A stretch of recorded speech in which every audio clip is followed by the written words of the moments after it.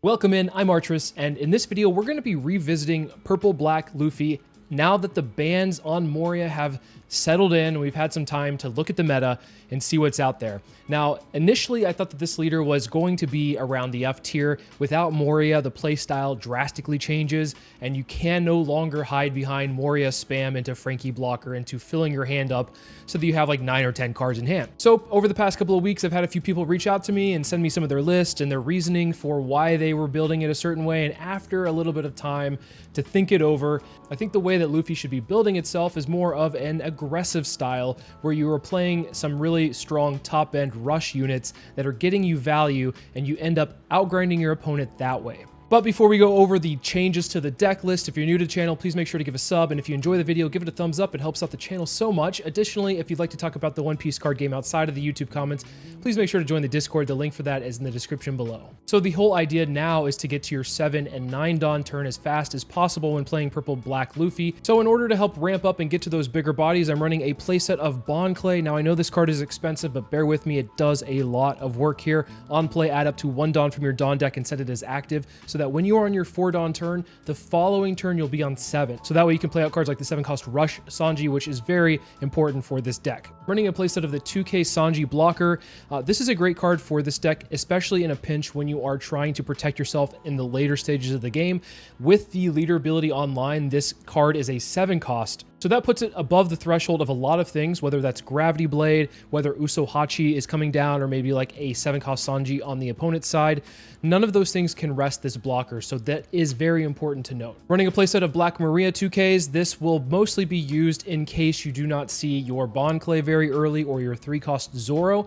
You can play this and also get your leader ability off and be able to ramp up so that you can hit your higher stages earlier. Of course, the star of the show here is the 7-cost Rush Sanji. On play, you may return 1 or more of your Dawn cards from play to your Dawn deck.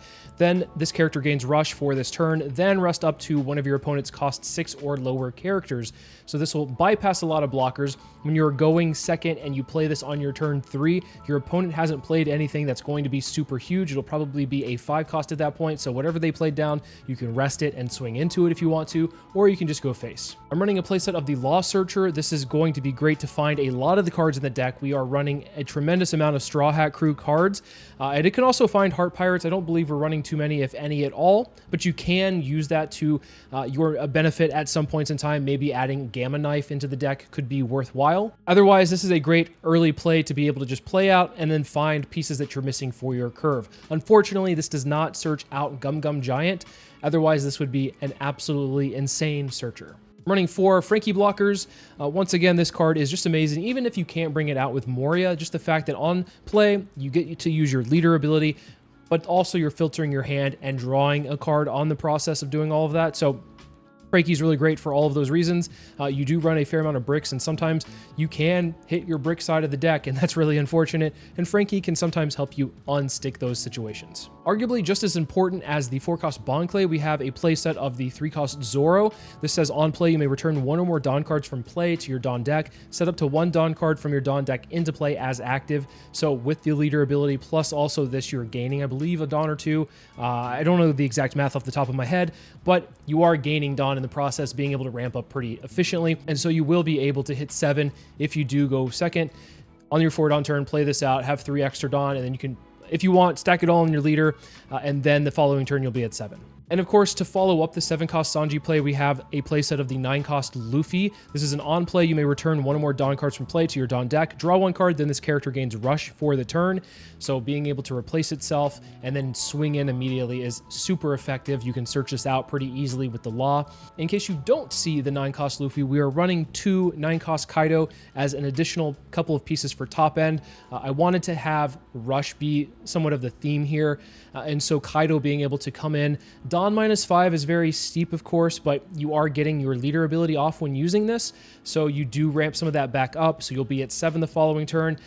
Then in that process, you're also KOing a 6-cost or less, so that hits a lot of things as well. This Kaido is very good, especially when trying to go for game. I suggest playing as many 9-cost Luffys first, and then having one of the Kaidos go in to KO a blocker to try to go for game at that point. Running for Usohachi, that's not really in question here. It's the best 2K for purple. We are running a 3 of for Sabo. I found that sometimes my 5 Dawn turn was a little bit awkward if I didn't see some things, and being able to filter out dead cards is super important. And so Sabo kind of helps fix that hole that I was trying to fill, pause, and then also being able to draw 2 trash too. Like I said, filtering is just amazing there. So that's the reason why we are running this. It's not, of course, searchable, but that doesn't matter. It's just a really solid blocker. We're running 2 of the new 6-cost Luffys, the ones that will be able to eat at your opponent's hand by bottom decking 3 cards from your trash. I don't find myself playing this nearly as much, but I do have moments where maybe I didn't hit Sanji or didn't see the 7-cost Sanji and I'm on 7 Dawn and I have nothing else to do. I could play this down, swinging with my leader for 6, and then my leader ability giving this +1 makes it so that nobody can bottom deck it with anything like Gravity Blade or things like that. So this is a secondary option in case you do not see your 7-cost Rush Sanji. To help add some tempo in, we are playing 3 of the 5-cost Sanji that KOs a 5-cost if you have a 6-cost character on the board. So of course, when you have 1 Dawn underneath your leader, this sees itself as a 6-cost, and so it will KO a 5-cost on the field. Very important, but unfortunately this does not have counter, and I think that because it doesn't have counter, the later that it goes on in the game, the worse this card sometimes is, because I don't want to be drawing this out of life. I don't want to be seeing this when I'm playing my Gum Gum Giants or whenever I'm drawing into my next card. Usually I want to see some more top end, but sometimes Sanji does end up being very useful later in the game. But I, over time, found myself wanting to have it less and less, so that's why it's a 3 here. Running a playset of Gum Gum Giant, one of the most broken purple cards in a while, just Dawn -2, trash 1 card from your hand, so get rid of those bricks, and then you can draw 2 and plus 4,000 power to your leader or character, whatever you choose. So that's really strong. One of the best counter, if not the best counter events out there right now. Now, there's a couple of things that I want to talk about before we go into some of the games.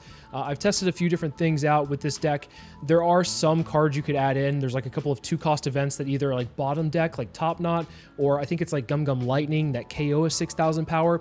Both of those are very useful and they help you get your leader ability off, but I found myself just wanting to put more bodies on board and having more counter in hand in general. So that's why I have this list as is.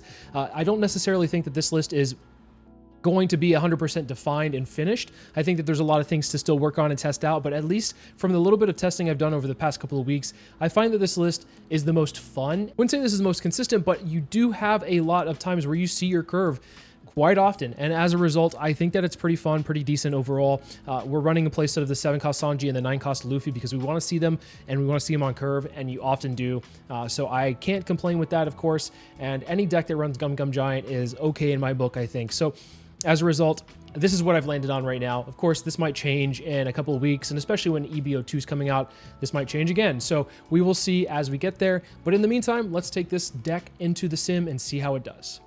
All right, Buggy should not be the worst leader to go against for us. I think actually this might be a decent showing here. We actually have a pretty solid curve. We have the Bon Clay into a Sanji, which could be pretty difficult for them. The only thing we have to really worry about is that maybe our Bon Clay won't be swinging, because if they drop down the 7-cost Buggy, then that could be a problem. Also, the Zoro is probably a better play to have than the Bon Clay, but if we do play this down, I have to recognize that I will likely never swing with it because of the 7-cost promo Buggy, preventing a 3 or a 4 from attacking. So swinging 8 here, we're just going to have to take it. We're not going to counter out of that, and we are now susceptible to pudding. Let's go ahead and play out the Zoro. The reason I'm playing the Zoro is I think this might be slightly better here because we are able to keep a counter in hand with the Bon Clay and still ramp up at the same time. So this next turn, they're on their 5 Dawn turn, so they can start using their leader ability. I fully expect a promo Buggy to come down with whatever else they have. We're going to counter out of this one with probably maybe the Bon Clay, just because we won't be really playing it any point hereafter. We're already at the point where we've ramped and we're good, so we can now play Sanji the next turn into the 9-cost Rush Luffy. Yep, okay, promo Buggy into Alvida. So I kind of want to get this Alvida off the field. The way that you kind of win against Buggy is clearing their board as best as possible. So let's go ahead and tap this down. Even though swinging into this probably means that they're bringing a body out for free, so be it. At least we're getting this one off the field and a card out of hand in the process. So I think that's important here. They choose to let it go, and that's fine. They bring out a Sabo, which is pretty pesky because that means we won't be able to really get rid of anything on the board other than the Sabo. Not that we have too much removal in this deck anyway. We're kind of just trying to beat face as much as possible and put some pressure on the opponent by having these tall bodies rather quick. So yeah, we're in a pretty good spot here where we really just need to counter out of like maybe one hit here to be safe from a potential pudding. Although I don't think Buggy's run pudding nearly as much. But then again, they're not really running the Sabo here. This Buggy's quite annoying because we aren't able to attack with this Zoro, so it's just kind of sitting on the field. So we'll give him the 6-cost Luffy. I don't really expect that to really sit on the field too often. I'm just going to bounce the Zoro back to hand. I think that's actually a pretty good play for me because if I have something like the Frankie, I can now pitch it. I'm not going to play the Frankie. I'm just going to go ahead and play out the Luffy, of course. 5 lead. They take it. Wow. They're in for a world of hurt here. 7-5. They are going to counter out of that one. If you're going to counter out of anything, I think you just counter out of the first hit, so you don't have to give me 2 cards for that. Just general fundamentals there. We're going to swing 10 into 5. They'll very likely take this one. We were able to draw into the Gum Gum Giant, which is super good for us, especially now that they bounced the Zoro back to hand, because we can just use the Gum Gum Giant and Zoro and not really lose any value overall.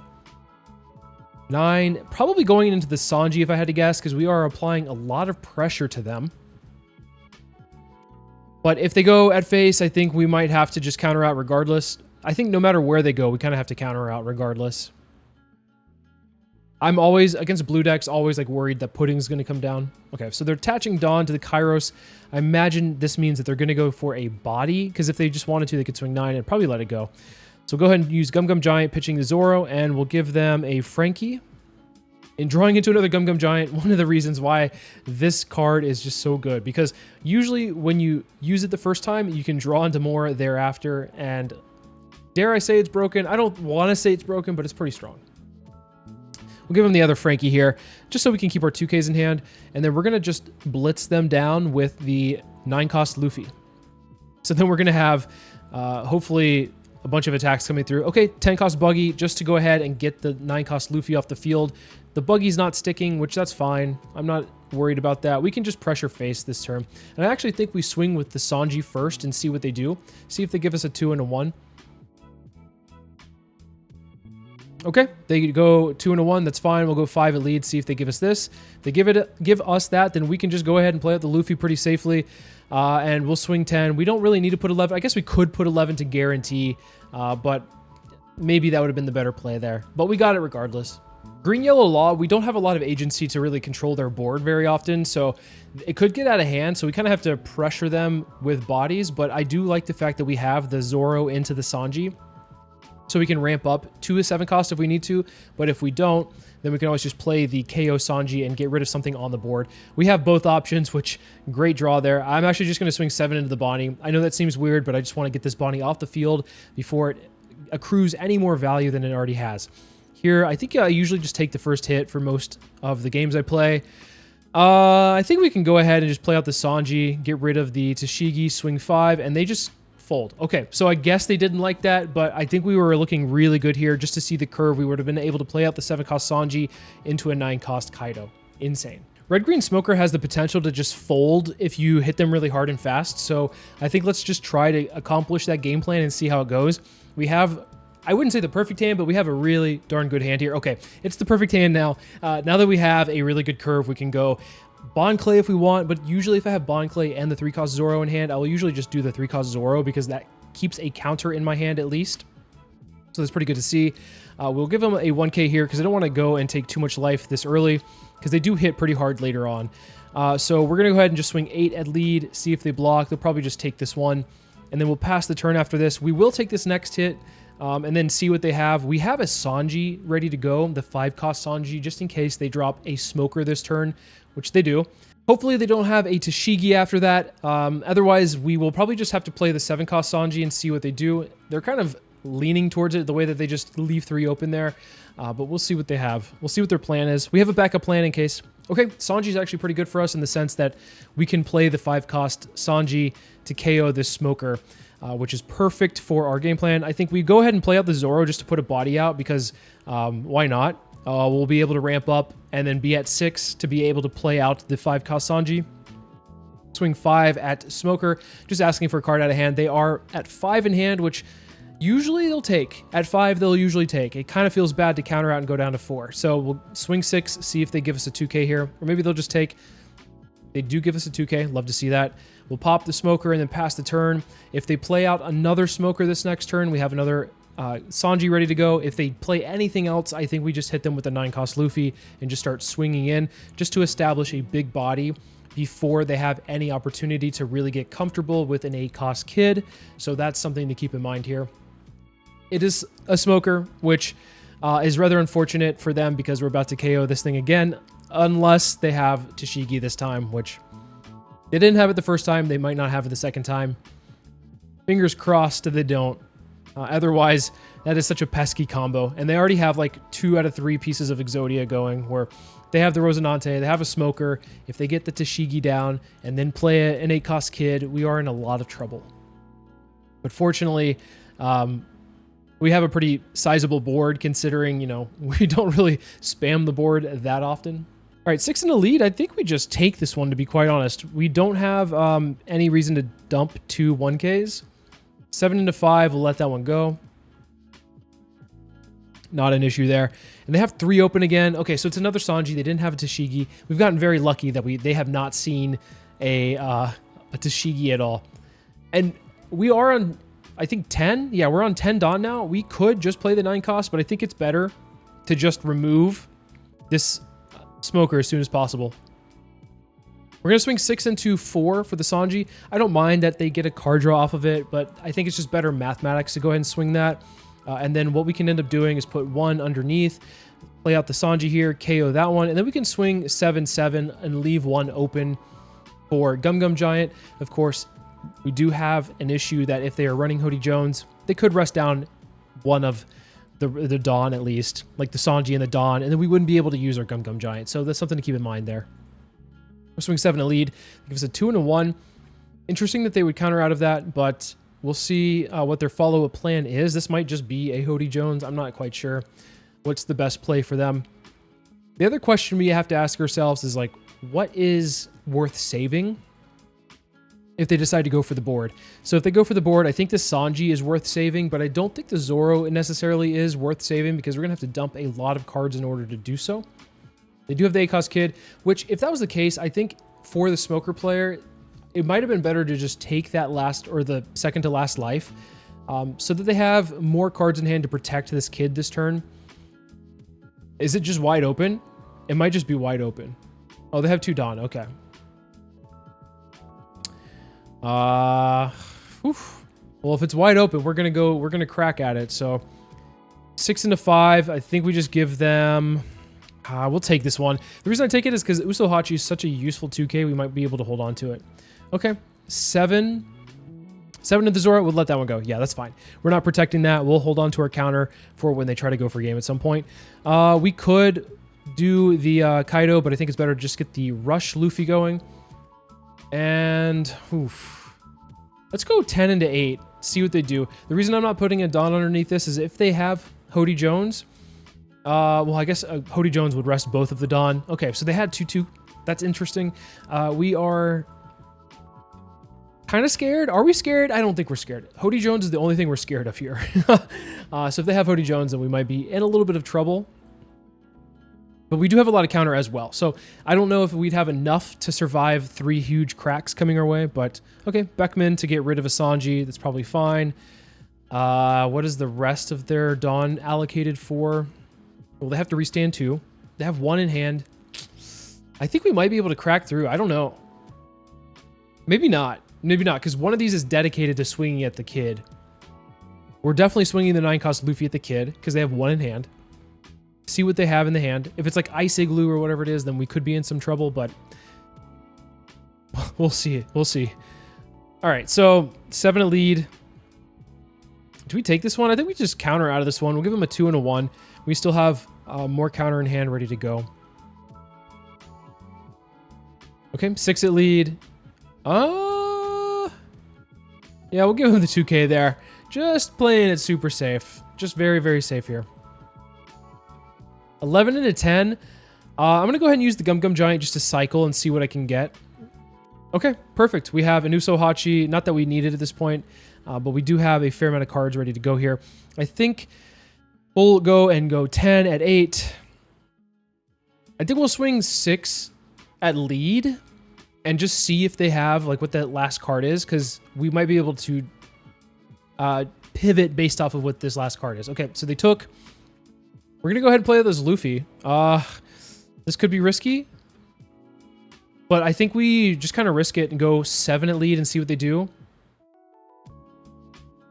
And, all right, well, we're going to go 10. If they counter out of that 7, then we would go at the Sanji and get rid of the Sanji and then have them play something that has rush this next turn, which they had a Luffy, but yeah, they were a little bit counterless towards the end. I think if they didn't counter out of the turn before they played the kid, it might have been a little bit different for them. Shanks is not an incredibly fun leader for us to play against, but I think it'll be okay. I kept this hand because of the fact that we have a Law in hand, and the Law can search out the 3-cost Zoro if we're lucky. So let's see if we can find it. We're not lucky. We'll just grab the 6-cost Luffy. Maybe that will come in handy. If we aren't able to ramp up in the next turn or two, then we could always play the 6-cost Luffy down and should be okay. Wow, our hand is extremely bricked up here. I honestly think we just go 9. I think we just go 9 at lead and have them take it and then pass the turn and then hope for the best this next turn. Okay, so Yasop is pretty good. We'll go ahead and give them a 2K here. And then actually what we'll end up doing is instead of playing the 6-cost Luffy, we'll swing 6 at 6. They'll use their leader ability, of course. And then we'll play down the Sanji to KO the Yasop. They might have a Beckman to get rid of the Sanji in response. And if so, then I'll be sad. But it's a divine departure, so at least there's no body on the field. And we'll go ahead and counter out of that one with a 2K. Here, we'll go ahead and just swing 6 at lead. See if they use their leader ability. They just give us a 2K. That's fine. We'll go ahead and then play out the Sanji, rest the Uta, gain arrested, and then we'll swing 2 it to 2. They might use their leader ability here, and if that's the case, so be it. We'll just go face. We don't worry. We're not like worried about this Uta. We just want to clean up the board if possible. I'm going to leave one open to bluff for, what is it? Giant? Yeah, so if we have Giant, then so be it. But they leader ability 2K, so that's also good for us, I guess. They're at 4 life, and they've dropped a lot of cards out of hand. And then we'll start hitting them with really big bodies immediately this next turn, which is great because we're hitting a big body right before they hit a really big body. So super important, I think, is to try to race Shanks. Sometimes it's a little bit difficult, though. Otama Dragon. Interesting. Well, you can have the Sanji. And then 5 into 5, I think we'll just give you a 1K. Let's try to bait. Let's bait out the leader ability here. See if they... Sometimes they'll do it. Yeah, okay, so we baited it out. I'm going to go ahead and swing really big. I think we just go 12 at this dragon and get it off the field. And pass the turn. If they have a 10-cost rush Shanks, then we're in a little bit of trouble, but we do have counter to get out of it. So it's not the worst thing in the world. They don't have it. Instead, they're going a little bit wider and then just hitting face. So this is probably the right decision here on their part, trying to go for face because it's like, well, it's like really impossible to race at this point if that's the case because they're at 4 life and I'm at 1 and they have all these bodies. We do have to clean up the bodies, unfortunately.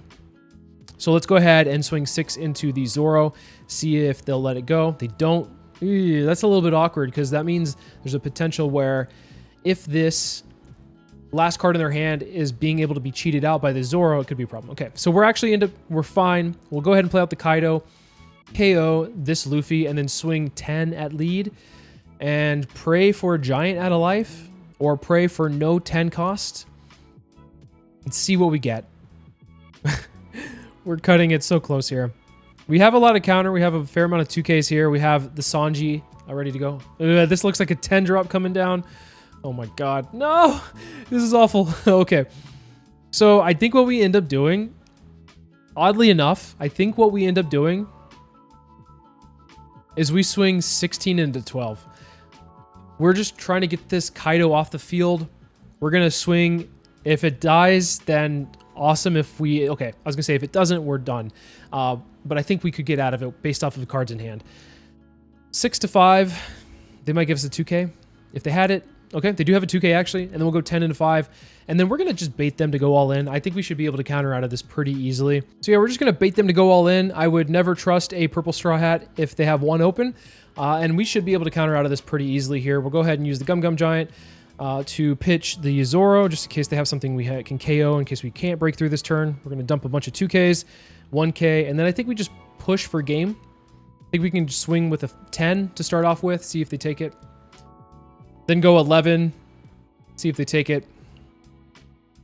And then we just put the rest on and swing 13. And this likely will go through, considering they took the other two.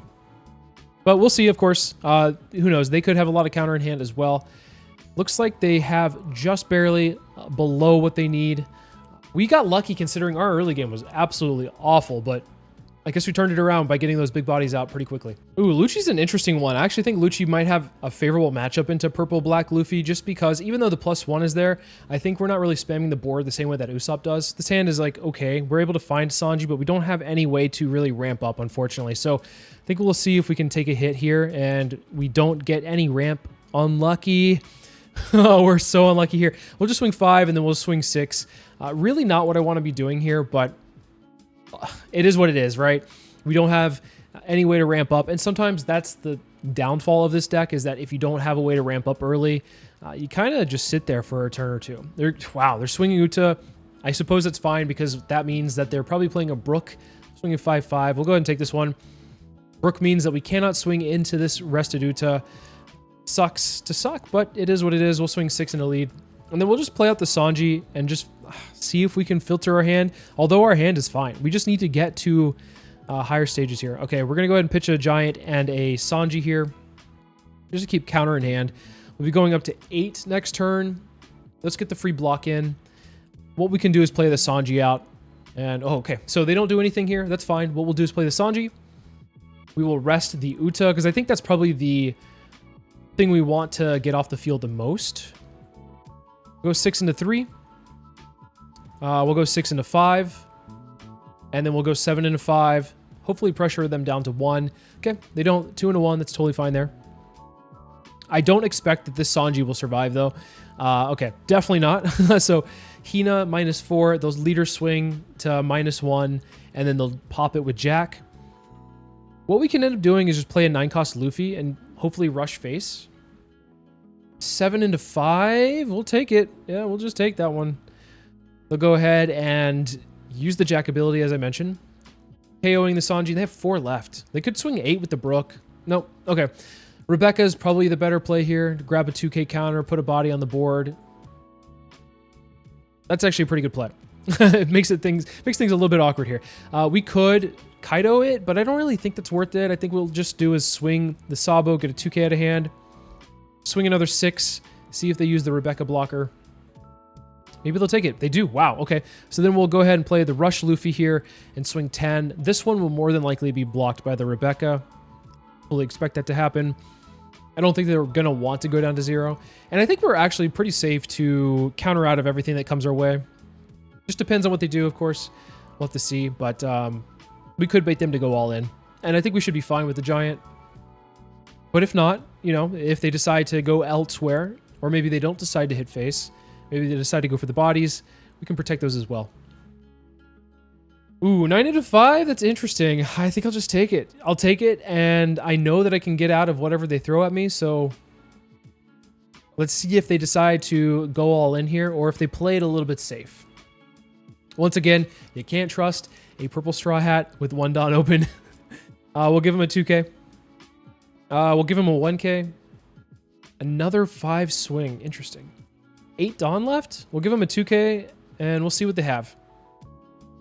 Interesting. Rebecca to grab Khalifa. Are they playing another Rebecca? Oof. Okay. To grab another Khalifa. Yikes. Okay, so they played it super safe, and I think that's fine for them, but let's go ahead and crack through and see if we can get this last life. There's also a world where we could go like Usohachi, but I don't know if that's the best use of our Dawn right now. So let's go ahead and just kind of play it safe-ish and not swing the Sabo. We'll swing 6. Just wanted to use that first swing with the Luffy to crack through and see what they did. We'll go ahead and then KO the Hina just to get a body off the board. I think they're going to block with one of the Rebeccas anyway, so it's fine. And then here, they have 1 less body to swing with, and they have to divide it evenly among 3. Okay, so Laboon to what? KO the... Oh, that's very interesting here. KO the Sabo with the Jack. That's fine. I would have probably just blocked with it with any swing here. We have a couple big bodies in the field. They have to put up another blocker or else they're really screwed. And even then, I could probably just crack through based off of they're at 0 life. Okay, so we'll go ahead and give him a Sanji 2K because if they go and play another blocker, we'll go Usohachi now that we have a couple of big bodies on the field. They didn't swing the Hina, which Hina I would have just done Gum Gum Giant, to be quite honest, just to do it so we could have both of the Usohachis ready to go. We'll go ahead and rest the Sabo, we'll go ahead and rest the Rebecca, and then we'll put the rest on Kaido. Sure, why not? Let's do a Kaido. We could have done Luffy, same thing. And yeah, they didn't have enough counter to get out of that. All right, we're going to go against Lim here, and I think that it's going to be an interesting test of who can just, like, outpace who. Obviously, we're both ramping up. Well, hopefully I can... I mean, I do have Zorojuro to be able to ramp up with, but they can just do it naturally. They are playing the new variant where they play out Orochi to find the Smile Fruit, play out Enel to use the Enel to pitch the Smile Fruit. So they found their perfect curve, which is really good for them. We'll go ahead and play out the Zorojuro. Use the ability here to go ahead and ramp up a couple. And I actually think it's worth to swing 8 into the Enel just to get the 2 cards out of hand that they just got into their hand. They are loaded up on 2Ks here. They saw 3 Orochis in their opening. Insane. But that's fine. What we'll end up doing is we'll continue to pressure any bodies that might be rested. I think we can pitch the Bond Clay here because there's no use in playing it hereafter. We'll go ahead and take this one. I think we'll be okay going down to 2. We have yet to pitch or like hit their life yet. Wow. Swinging with the Orochi is very aggressive here. I think what we end up doing is just like swinging at the Orochi, get it off the field. And then here, we're going to ask for a lot of cards out of hand. We're going to swing into the Sabo, because the Sabo is the one that keeps drawing them cards. If it's on the field, they give us a 1K. Do they have another 2K? They have another 2K. Wow, they have seen a lot of cards, a lot of 2Ks. Another Sabo. Not really the end of the world there. 7 into 5, I'll give that one. This next turn, we are actually probably going to be able to blow them out. We could do a couple things here. Well, I'm going to go ahead and protect my Sanji. Oh, 9 into 7. Yeah, gosh, that's insane. Okay, well, I'll protect it, counter it out. I think what we do is 7 into 6 first. And then they might... Oh my gosh, they saw all 4 Orochi. I was going to say they might protect it. We'll go ahead and KO the one Sabo. We're going to swing into the other Sabo, see if they protect it. They do. We'll go 10 into 6, and they let that one go. They might be feeling the pressure here because they are running out of bodies and cards in hand. I can't counter out of that one, so I'm not going to. We'll take the 7. 14. Do they have some way to restand or like get past a blocker? Interesting. Very interesting here. I think because we don't really know what's coming up with the Frankie, we might just leave open all of the Dawn we can and then use the Frankie to pitch the Zoro. And we have a Giant. Okay, we have a Giant. We're fine. I was leaving all that Dawn open just in case we came across another blocker, but we didn't, so that's okay. But they have to get past a Frankie, and I'm not sure exactly how. I guess there's a world where... Well, I guess it didn't matter. I was going to say where I could have put Dawn underneath my leader. Giant for the save here to be able to go +4. But if our Frankie was at a 5 cost, it would have been KO'd by the Sakazuki anyway. Let's go ahead and just swing 7, see if they take it. Swing 10. See if they take it. Do they have counter for this? Ooh, okay. They took it. Let's go 13, see if they have it. Wow, they saw so many 2Ks. They were at 13 exactly. Unlucky that they, didn't have the 20th 2K in their hand. Okay, so he's not as bad as I initially thought. I think that there is a lot of potential with different builds, of course, with this Luffy. And over the course of those games that we had, I think that there was a good showing of just how strong having that curve where you're going and playing a body down to ramp you up and then go Sanji, Luffy can be devastating to some opponents. Overall, I really do find this list fun. I don't think it's quite a strong competitive deck. I would probably put it at maybe a Leave It Locals or maybe even like a Rogue tier at some points, but I'm going to continue to cook with it and see what we can do over time. Let me know what you guys think about the build. What are you including? What do you think belongs in the deck list? Let me know in the comments below. And as always, thank you so much for watching, and I'll see you in the next video.